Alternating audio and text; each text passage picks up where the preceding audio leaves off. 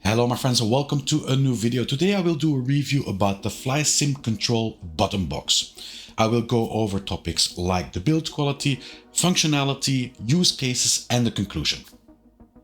The overall build quality of the box is good. The carbon fiber looks very nice and the integration of the buttons is clean and tidy. The dimensions of the box are 18 cm in width, 10 cm in height and 5 cm in depth, with the master switch adding another 3 cm as the most protruding element.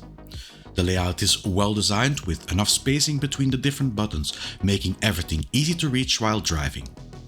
One small remark would be the corners of the box. They are 3D printed, just like most of the enclosure, but they look slightly rough compared to the otherwise very well constructed design. The buttons themselves feel very sturdy. Apart from the large start button, they are all made from aluminium and both look and feel very premium. In total, the box features 8 standard push buttons, a master switch, an engine start button and 4 rotary encoders with push functionality. Each of the regular buttons is illuminated and can be individually programmed or configured in bulk to display one of 17 different colors.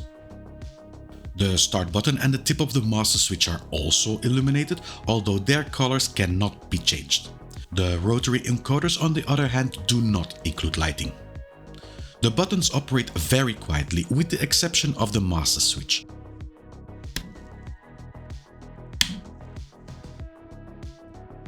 Personally, I sometimes miss a stronger mechanical click to provide audible feedback when pressing the buttons. However, unlike some cheaper alternatives, every input is registered reliably, so in practice, this never caused any issues. The rotary encoders also do not feature defined detents to prevent accidental double inputs, but thanks to the precise input registration, I did not experience any problems here either. The button box connects via a USB-A cable to the PC that measures 1.8 meters and is permanently integrated into the unit. For most setups, this length should be sufficient, although I do find it a bit unfortunate that the cable cannot be replaced. If you needed a longer cable or wanted a shorter one to reduce cable clutter, that is not possible with this design.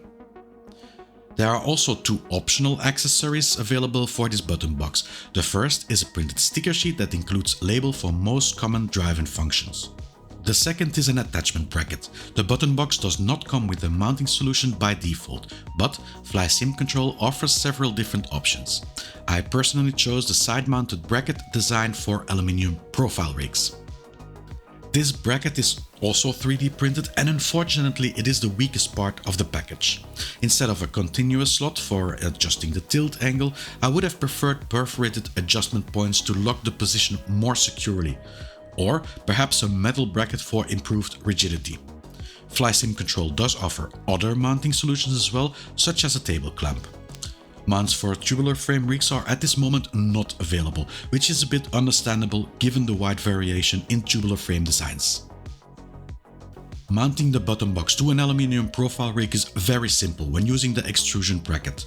All you need are 2 additional T-nuts and bolts.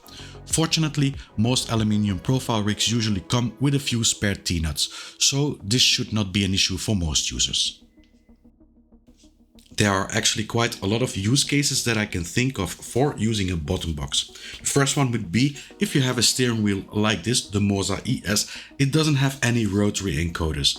Now I don't know about you, but when I want to adapt my brake balance, my traction control, my ABS, it is handy that I have a rotary encoder for it. So you can use the button box as an extension to the normal steering wheel that doesn't have any. Another use case would be if you use a custom steering wheel. I'm thinking about the deep dish steering wheel. I'm thinking about a real steering wheel from a car. The buttons that you have on it, well, there aren't any or they just don't function. And for that matter, it is also handy to have a button box just next to it that you can program with the buttons that you need to drive in your game. Another use case that comes to mind is when you change steering wheels a lot. If you have different steering wheels, well, normally the buttons, they also are a bit different. Some have a bit more buttons, some a bit less, another type of buttons. So it is then handier that you just use the button box, configure all the buttons on that. That way, if you change steering wheel, you don't need to reset all the time the buttons in the game that you're playing because you changed wheel. A very, very handy for that matter. A very last use case, and this has little to do with functionality, it just looks good. If you have like a button box added to your sim rig, it just adds to the immersion and the fun of it all. I really enjoy the fact that I have like this big red engine start button and this clicking master switch. It just is so fantastic to have in your cockpit. So the last point, purely aesthetic, but well, that counts too. Compatibility for this button box is PC only. However, Fly Sim Control also offers several other button boxes that support PlayStation or Xbox in addition to PC. Another advantage is that no additional software needs to be installed. Once connected, configuring the buttons inside your racing simulator is straightforward and works just like any other controller input. In actual use, the button box performs very well. Inputs are registered instantly with no noticeable lag, and even while wearing racing gloves, the buttons remain easy to operate. The only real criticism I have, which I already mentioned earlier, concerns the mounting bracket. In my setup, it had a tendency to tilt downwards slightly and did not feel as solid as I would have preferred. The price of this button box is €160, with the mounting bracket costing an additional €10 and the sticker sheet €4. The people at Fly Sim Control have also provided a voucher code for our community that gives a €10 discount on orders above €60. The code is N5X-10. If you are interested in ordering the button box, you can do so directly through the Fly Sim Control website. If I compare the prices of this button box with other button boxes that I found online, they are almost equal. But I really want to point out the difference with this button box. This one is completely made into Europe. This is an enthusiast of sim racing that makes these button boxes and that sells them and wants to make a living from this. I can really relate to that because if you guys saw my video about being a small YouTuber, it's not that easy these days to take your passion and make it into something viable.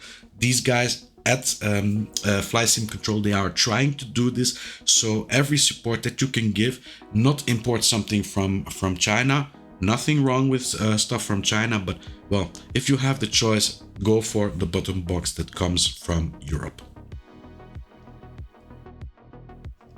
As a conclusion, I would like to mention that this is the first standalone button box I have reviewed. Because of that, it is somewhat difficult to directly compare it with all the other button boxes available on the market. Like many pieces of sim racing hardware, the price may feel a little high at first. However, what you receive in return is a well-built, handmade product designed by a fellow sim racing enthusiast. While there are still a few rough edges, particularly with the mounting bracket, the overall experience and build quality leave a very positive impression. For me personally, this button box has become a welcome addition to my sim racing setup. It adds functionality, improves immersion, and simply makes the driving experience more enjoyable. Fly Sim Control also offers a wide range of other button boxes starting from around €56, so it is definitely worth checking out their website to see which model best fits your setup and budget. I really want to thank the people at Fly Sim Control for sending me this unit. I know that it is not easy for smaller companies to send reviewers materials, so a big thank you for that. I hope you had something from this video. Leave a like if you did, subscribe if you want to see more videos, and I will see you all next video. Bye bye.